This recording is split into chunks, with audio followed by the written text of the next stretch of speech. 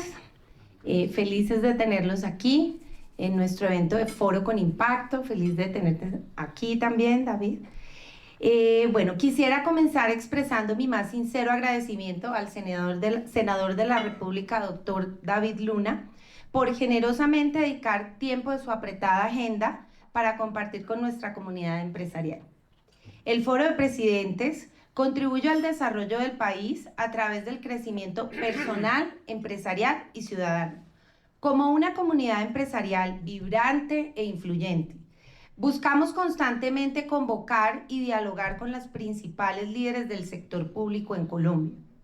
Aunque el foro no tiene ninguna filiación política, nuestro objetivo es conocer de primera mano la visión de algunos líderes que, gracias a sus esfuerzos y luchas, alcanzan a transformar el presente y futuro de nuestra nación.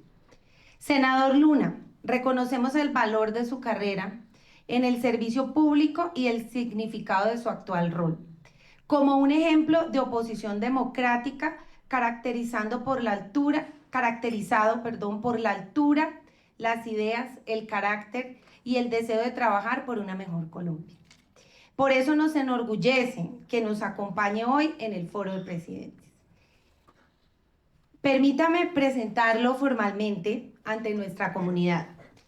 El senador David Luna es abogado de la Universidad del Rosario, con especialización en Derecho Administrativo de esta misma institución, y es magíster en Gobierno y Políticas Públicas de la Universidad del Externado de Colombia.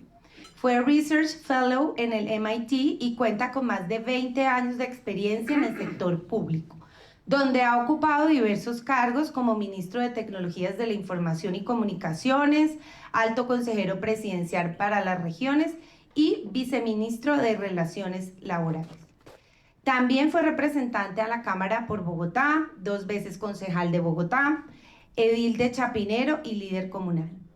Es el autor de los libros Punto de Partida y Rompiendo Límites. En el sector privado se desempeñó como presidente de la Alianza IN, el gremio de las aplicaciones y la innovación, y fue director del Centro de Pensamientos Al Centro. Bienvenido, senador Luna, al Foro de Presidentes.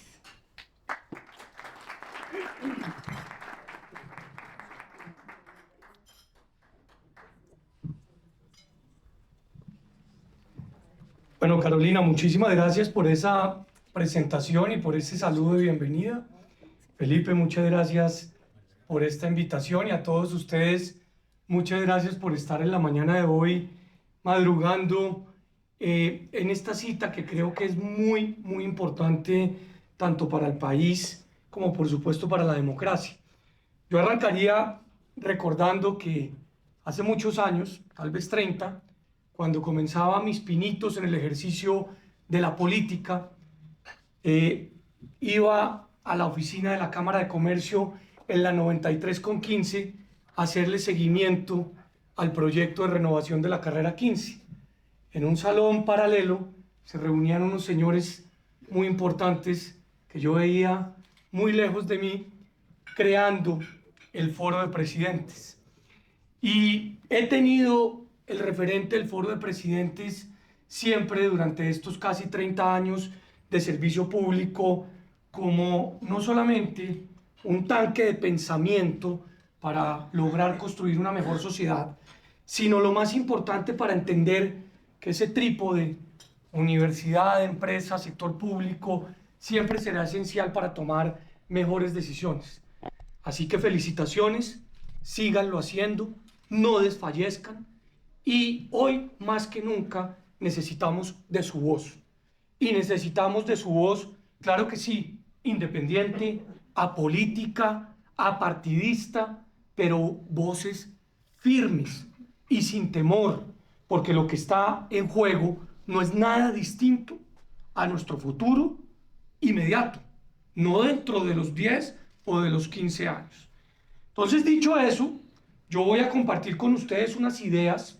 No quiero amargarles la mañana, ni más faltaba, pero sí voy a decirles tanto lo que pienso como por supuesto lo que siento, lo que sufro, y con contundencia,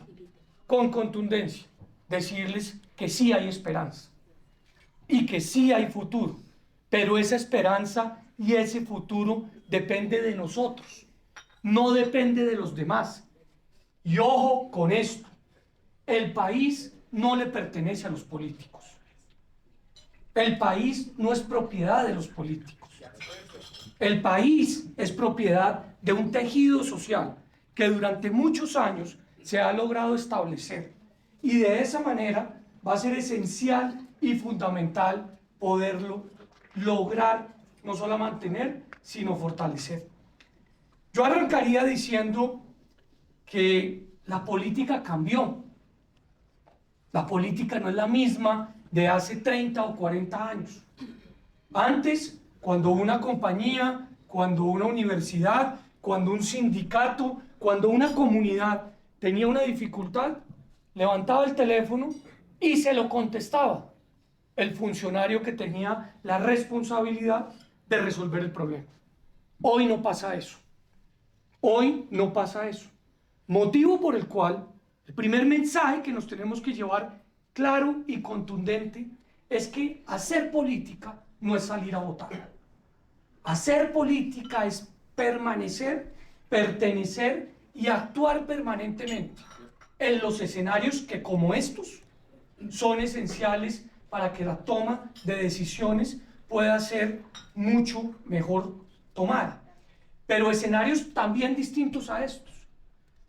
Y el segundo mensaje es: tenemos que salirnos de nuestra burbuja, de la burbuja en la cual permanentemente estamos, en los cócteles, en los desayunos, en los entornos familiares, y creemos que, diciéndolo, entre los mismos estamos resolviendo. Ya les contaré yo cómo creo que hay que salirse de la burbuja. El segundo mensaje: estoy absolutamente en desacuerdo, y creo que es un gravísimo error pensar que lo que estamos viviendo, que es una crisis, se resuelve en el año 2026. La cachaquería, el cóctel, el comentario de WhatsApp, etcétera, que dice: pongámonos de acuerdo ya para enfrentarlo el 26, que así resolvemos el problema, es la peor equivocación que podemos tomar. La suerte de este país se resuelve en los próximos 6 meses. La suerte de las elecciones de este país del 26 se resuelve en los próximos 6 meses. Todo el que esté pensando que cómo hacemos para poner de acuerdo a los 15, a los 16, a los 17 o 20 candidatos, estamos en el lugar equivocado. Eso es precisamente lo que está buscando el gobierno del presidente Petro. Conseguir lo más rápido posible un contradictor para, en vez de gobernar, que es lo que le corresponde, poderse hacer política. A nosotros nos toca en estos meses contener sus verdaderas intenciones, que es la de cambiar la Constitución para 2 cosas. Una, para reelegirse, pero 2, contrariando el Tratado de Roma, o sea, el de la Corte Penal Internacional, generar acá un acuerdo de punto final. Y un acuerdo de punto final es perdón y olvido para todos los que hoy militan en los grupos al margen de la ley, pero también para los corruptos que se han robado la plata del Estado. A eso es que está generando el apunte en estos momentos. Entonces, el tercer mensaje es: concentrémonos en el presente. Veamos de qué manera logramos defender la institucionalidad, protegerla, para posteriormente ponernos a pensar en qué, cómo y cuándo podemos enfrentar el ejercicio de una eventual elección. ¿Cómo hacerlo? Porque en todos los sitios a donde vamos, todo el mundo dice, entre nosotros y fuera: estoy de acuerdo, estoy listo, ¿qué hay que hacer? Esas son las 3 frases más importantes. Nadie nos dice qué hay que hacer, nadie nos guía, nadie nos lidera. Pues acá les voy a decir qué hay que hacer. Hay que hacer una cosa que se llama el plan padrino. ¿A quién hay que proteger? ¿A quién hay que rodear? ¿A quién hay que acompañar? ¿A quién hay que decirle que estamos absolutamente convencidos que lo que están haciendo es lo correcto? a los jueces y magistrados, a la fuerza pública, por supuesto a los miembros del Congreso, a nuestros alcaldes y gobernadores y obviamente a un entorno internacional que en ese caso no hay directa dependencia necesariamente, pero que también podemos llegar a influir. Y arranco. Seguramente muchos de ustedes tienen un espacio de empresa, de construcción en un municipio fuera de Bogotá o en un departamento cercano. O muchos de ustedes tienen una casa de descanso. ¿Cuántos de ustedes saben cómo se llama el comandante de la estación de ese municipio? ¿Cuántos? Uno y dos. Gracias por levantar la mano. ¿Cuántos de ustedes saben cómo se llama el comandante de la brigada del ejército, la número 13, que nos protege en Bogotá? Uno. ¿Qué quiero decir con eso? Eso no es un llamado de atención ni un regaño. A nuestra fuerza pública y a nuestra policía hay que rodearla. ¿Y hay que rodearla cómo? Hay que rodearla brindándole la importancia que requiere como ellos responsables de la seguridad. Y eso es vital y esencial porque se están sintiendo solos, porque están perdiendo la moral, porque saben que los están desarticulando por dentro, porque saben perfectamente que no los dejan actuar, porque saben claramente que les tienen amarradas las manos y los pies para enfrentar a los grupos al margen de la ley.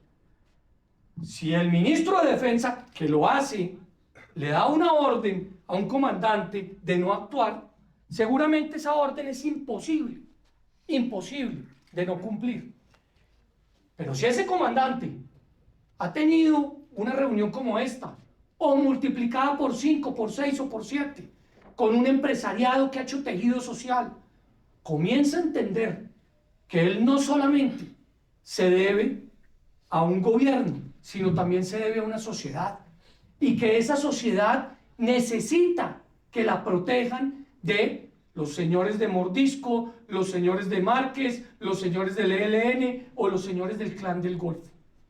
Hay que ejercer un padrinazgo con los miembros de la fuerza pública y de nuestra policía.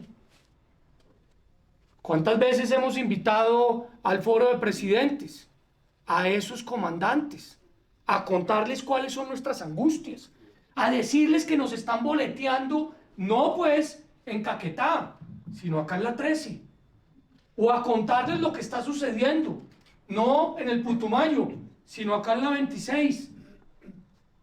Eso significa una sociedad activa que entendió que la única responsabilidad no es solamente votar. En segundo lugar, claro, y de una vez para que lo tengan absolutamente claro, en el Congreso la oposición está totalmente unificada, unida. Lo que pasa es que somos minoría. Porque todo el mundo dice, hombre, ¿por qué no le dicen a Cambio Radical y al Centro Democrático que se unan? Trabajamos juntos, sin necesidad de unirnos. A quien hay que llamarle la atención es al Partido Liberal que lidera el expresidente Gaviria y al Partido de la U que lidera la doctora Dilian Francisca Toro, porque son los que votan con el gobierno del presidente Petro. Los políticos somos como cualquier ser humano. Necesitamos cariño. Necesitamos que se les reconozcan sus acciones. Y le tenemos pánico a la presión social.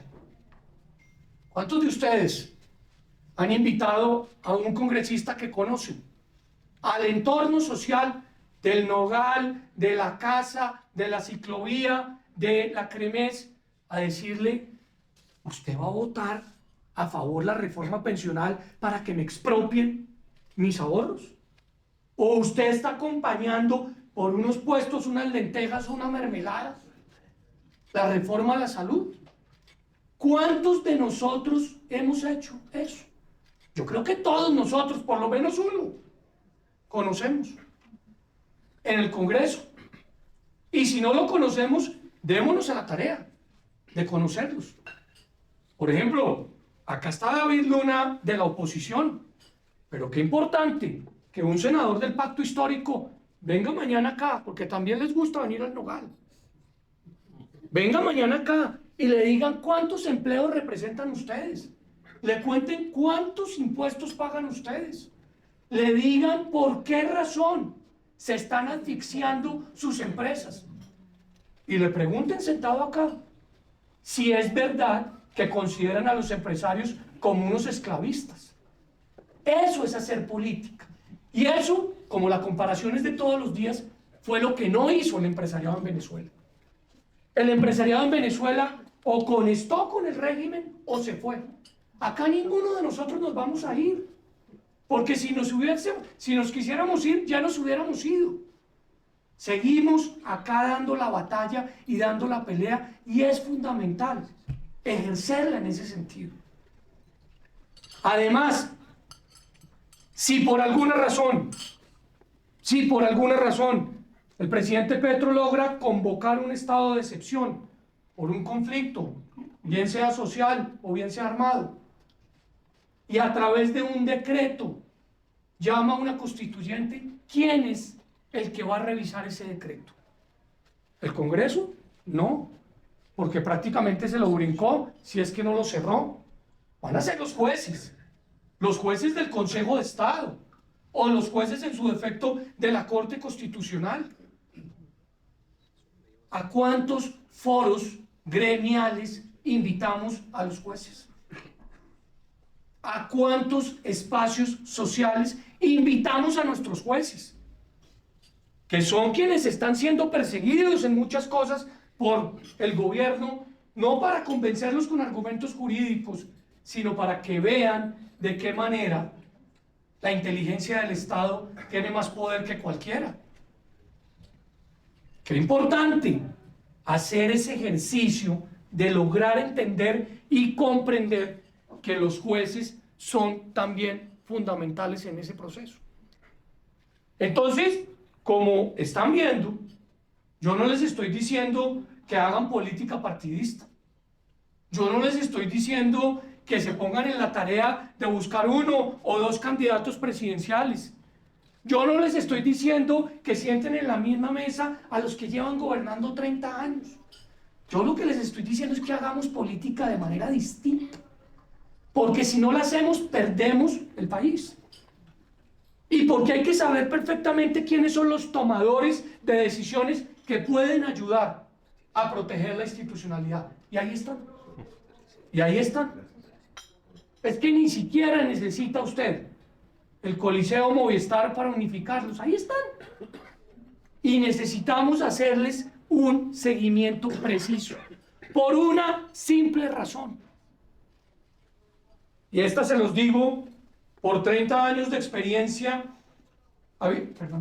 habiendo comenzado en una junta de acción comunal, habiendo sido edil, concejal, representante, habiendo perdido la elección a la alcaldía, estando en el Ejecutivo como viceministro, como ministro, y en el sector privado, en un gremio donde me pagaban una maravilla, y tomé la determinación de regresar a la política después de estar literalmente retirado, porque sabía lo que se venía. Sabía que Petro iba a ganar las elecciones y sabía cómo iba a ser enfrentar esa situación.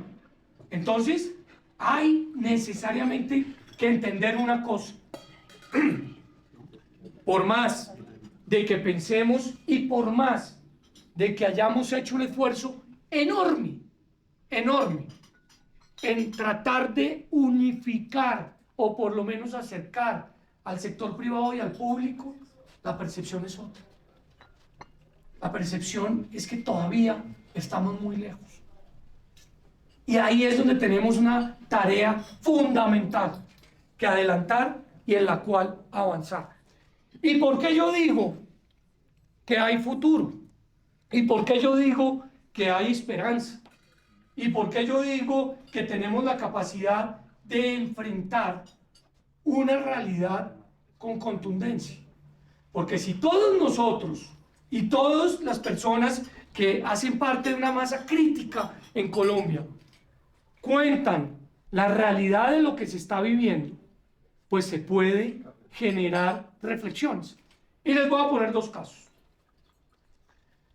¿Cuántos de sus empleados o a cuántos de sus empleados les han contado ustedes, un profesor de una universidad, un miembro de un sindicato o cualquiera, que en la reforma laboral a todos, sin excepción, les van a cobrar una cuota sindical mensual sin estar afiliados a un sindicato? Yo creo que ningún trabajador en el país, sea cual sea, venga de donde venga, quiere que le quiten un 3% o 2% de su salario para aportar a una organización de la cual no es miembro. ¿Cuántos de nuestros empleados que han hecho un esfuerzo infrahumano para cotizar para su pensión sobre un salario mínimo y que por distintas razones solo van a llegar hasta 300 semanas, no van a poder lograrse pensionar, saben que con esta reforma pensional le van a devolver sus ahorros al 0%, mientras que la legislación actual se los devuelve al 3%? Muy pocos. ¿Qué quiero decir yo? Que hay que contarle a la gente sin temor que hemos ayudado a formar y que ellos nos han ayudado a construir empresas. ¿Cuál es la realidad de lo que se está viviendo con estas reformas? Que se hacen llamar sociales y que no lo son. Que son unas reformas 100% estructuradas para generar el control absoluto de los recursos, de los ahorros de los colombianos o de la cotización de la salud de los colombianos. Entonces, ahí hay mucho por hacer y mucho por actuar. Pero además, yo creo que sí nos debemos poner de acuerdo en los mínimos que el país requiere y que el país necesita. Y el primer mínimo, que creo yo es importante resolver desde el punto de vista ideológico, porque nos estamos equivocando en nuestras propias conversaciones. El primer mínimo es que la paz y la seguridad son sinónimos. Usted jamás va a conseguir la paz sin seguridad, pero tampoco puede avanzar sin paz en una sociedad que quiere crecer. La paz no es propiedad de la izquierda, ni la seguridad es propiedad de la derecha. Entonces, el primer tema mínimo en el cual tenemos que entender que no podemos seguir metiéndonos en el discurso que nos quieren meter es decirle a quienes son amigos de la paz o amigos de la seguridad que ambos tienen y pueden convivir. ¿Por qué razón siguen con la diatriba y con el discurso de si usted piensa distinto, usted es paramilitar? O si usted piensa distinto, usted es guerrillero. Porque es lo que les conviene, porque es lo que les da likes, porque es el discurso que lamentablemente desde hace 30 años nos metieron y no hemos podido salir de ese loop. Pues si queremos verdaderamente recuperar el país, tenemos que entender que hay que cambiar la narrativa. La narrativa. Esto no se trata, pues, de que la paz es de uno o de otro, o que la seguridad es de uno o de otro.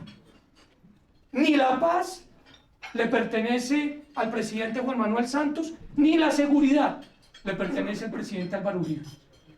Y el presidente Juan Manuel Santos y el presidente Álvaro Uribe ya tuvieron su momento. Ya tuvieron su momento. Si no entendemos que el cambio de lenguaje es fundamental, vamos a seguir en lo mismo. Y podemos tener a Taylor Swift de candidata en el 26 e igual nos derrotan.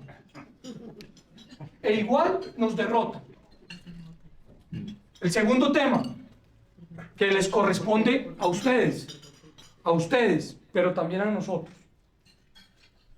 No hay por qué dejarse irrespetar. Y cuando a uno le dicen esclavista, como se lo dice quien se lo dice, el presidente de la República, hay que salir a frentear y a contar cuántos empleos se generan y cómo se paga la nómina y cómo hemos generado la posibilidad de avanzar. Acá no podemos dejar correr la línea de que hacer riqueza o en su defecto generar utilidades es un delito, bajo ninguna circunstancia. ¿Por qué razón?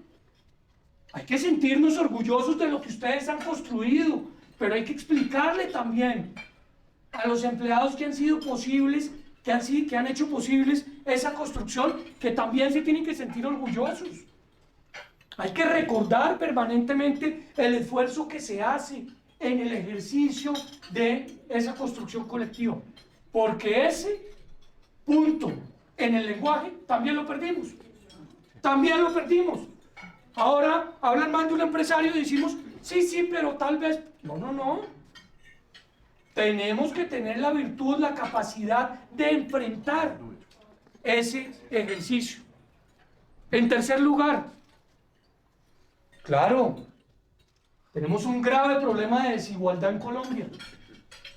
Un grave problema de desigualdad en Colombia. Pero es que lograr enfrentarla no es propiedad de la izquierda. Hay un muy importante, intelectual que ustedes muy bien conocen, el señor Fernando Savater, que dice, a la izquierda la juzgan por sus intenciones, a la derecha la juzgan por sus ejecutorias.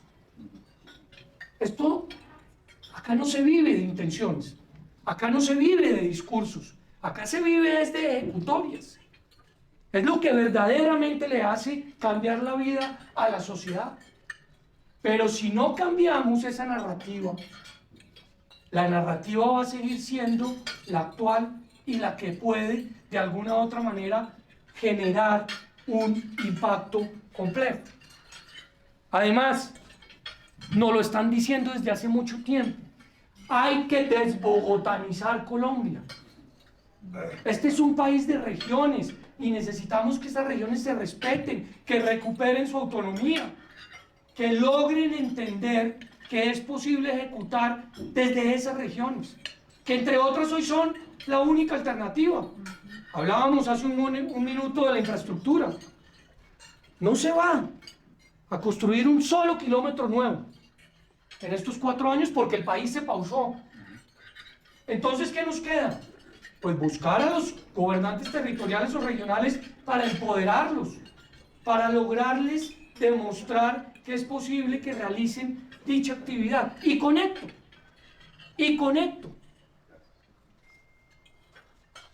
Para mí, y lo digo sin temor alguno, el cemento significa progreso. Acá hay una gravísima contradicción que ha tomado pues un vuelo que nos da pánico enfrentar porque nos revientan en las redes sociales, que si hacemos infraestructura estamos atentando contra el medio ambiente. No, uno perfectamente puede hacer infraestructura protegiendo nuestro medio ambiente, y de eso hay que hablar y entrar en la narrativa. ¿Cuántos salimos a respaldar al alcalde de Bogotá en los últimos 3 días cuando tomó la valiente decisión de decir voy a retomar el proyecto de la avenida longitudinal de Occidente? Yo sí creo que es posible hacer sobre el humedal de Juan Amarillo un puente que proteja el humedal. ¿No? Se vino la exalcaldesa, que un día es la mejor amiga del presidente y al otro día no, y nos cree bobos por que no entendamos esa situación, a decir que era intocable el progreso de Bogotá. Pues yo creo que no. Y de ese tipo de cosas hay necesariamente que hablar. Y si queremos esperanza, y si queremos futuro, nos tenemos necesariamente que poner de acuerdo en algo que suena libertario pero que no lo es. ¿Cuánto porcentaje del presupuesto estamos gastando en burocracia y en funcionamiento? ¿Es sostenible la tributación que en estos momentos el sector privado tiene en sus espaldas? ¿Por qué nos da pánico hablar de los impuestos que se hacen llamar saludables? Yo los voté en contra. Y se me vino medio Twitter y durante 2 semanas me golpearon. Pero alguno ha entendido que los más afectados en ese tipo de impuestos son las personas que menos capacidad económica tienen para poder subsistir. Entonces, este tipo de temas son una narrativa que perdimos. ¿Y la perdimos por qué? Porque estábamos cómodos. Porque hace 30 años nos han gobernado unos hombres y ojalá en el mediano y en el inmediato futuro mujeres, que han sido más o menos todos respetuosos de la institucionalidad. Más o menos todos respetuosos del mercado. Más o menos todos respetuosos de nuestra fuerza pública. Más o menos todos respetuosos de la división de poderes. Hoy no estamos viviendo lo mismo. Hoy no estamos viviendo lo mismo. ¿Que el país puede seguir adelante? Sí. ¿Que la institucionalidad es fuerte? Sí. Pero la institucionalidad, insisto, necesita ayuda. Termino con esto. 1. La política cambió y necesitamos que los empresarios en Colombia se remanguen, se pongan las botas y hagan política. Y la hagan diariamente. El voto es insuficiente. ¿Cómo hacerla? 2, creo yo, y así lo vengo diciendo todas las semanas, en las reuniones que tengo con diferentes sectores empresariales en todos los departamentos del país. Necesitamos que cada uno de nosotros sea persona de la relación con los miembros de la fuerza pública, o con nuestros jueces, o con nuestros legisladores.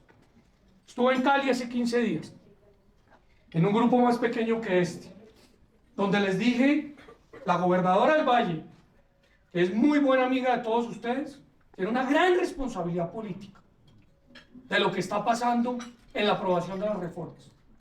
Hablen con ella, cuéntenle que ustedes producen el X% del PIB de este departamento, que ustedes lograron salir adelante después de la toma que pasó en el Valle del Cauca y que hoy están generando a través de Compromiso Valle X número de empleos con este mecanismo de construcción social.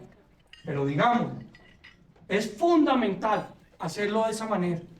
Y en tercer lugar, yo sí creo que la narrativa está en las nuevas ideas de país. Claro, hay que hacer el ejercicio de oposición, de contradicción, de enfrentamiento. A mí el doctor Petro el sábado me dice bandido, esta mañana, anoche a las 12 de la noche me dijo corrupto, porque lo que quieren es eso, golpear a las personas que tienen, 1, credibilidad, 2, capacidad, y lo más importante, 3, posición. ¿Y a eso vamos a permitir que jueguen? No. Y por eso, hablar necesariamente de un ejercicio diferente al que hemos hablado toda la vida es esencial. Es esencial. Y yo sí creo que esa narrativa nos hace más poderosos. Yo sé que hay temor. Y yo sé que esa policía política a través del Ministerio de Trabajo o de la Superintendencia de Industria y Comercio es muy complicada. Pero puede haber temor, pero es que si no nos movemos incluso con el temor, pues no vamos a tener futuro, que es distinto. Y ahí es donde nos toca hacer un esfuerzo muy grande para lograr avanzar y para lograr desarrollar esas actividades. Yo creo que el Foro de Presidentes, querida Presidenta, tiene una gran virtud, y es la historia que resume o que concluye en credibilidad. Y yo sí siento que es muy importante, claro, conversar con quienes tenemos por lo menos identidades desde el punto de vista económico. Yo siempre he pertenecido a una tesis de la tercera vía, el mercado hasta donde sea posible, el Estado hasta donde sea necesario. Pero hay muchas personas que piensan distinto a nosotros económicamente hablando. Yo creo que hay que contarle a esas personas por qué razón el modelo del mercado les ha permitido a muchos de ustedes, de sus empresas, progresar generando importantes actividades. Hay mucha gente que no lo sabe. Y siento que en un escenario como este, aunque puede dar aburrimiento o puede dar jartera, es esencial para lograr avanzar en este proceso. Entonces es una invitación a que también el foro vea una oportunidad para lograr que estas conversaciones terminen aumentando en el ejercicio, además de las personas que mencioné, como los miembros de la fuerza pública, nuestros jueces, obviamente los tomadores de decisiones y determinaciones. Yo quiero agradecerles muy especialmente esta invitación. Siento que es una gran oportunidad para mí poderles contar lo que creo va a ser esencial en estos meses. Y obviamente voy a pecar tal vez de imprudente para ustedes, porque yo sí siento que es muy posible y muy posible de lograr que cada uno, más allá de los liderazgos empresariales, gremiales, etcétera, podamos desarrollar un aporte de granito de arena a la actividad que nos va a permitir proteger la institucionalidad. Muchas gracias.